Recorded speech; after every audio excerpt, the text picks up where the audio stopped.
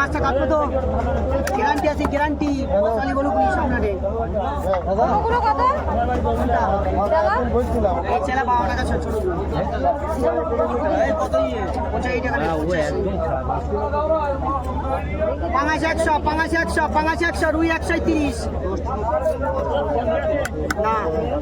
না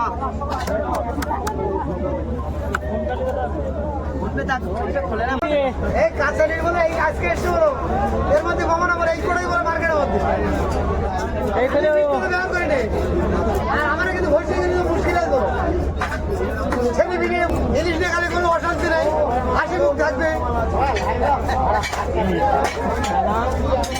সেলা কত কাঁচা মাছ কিনা কত করে ইলিশ কত করে দাম লাগবে 700 টাকা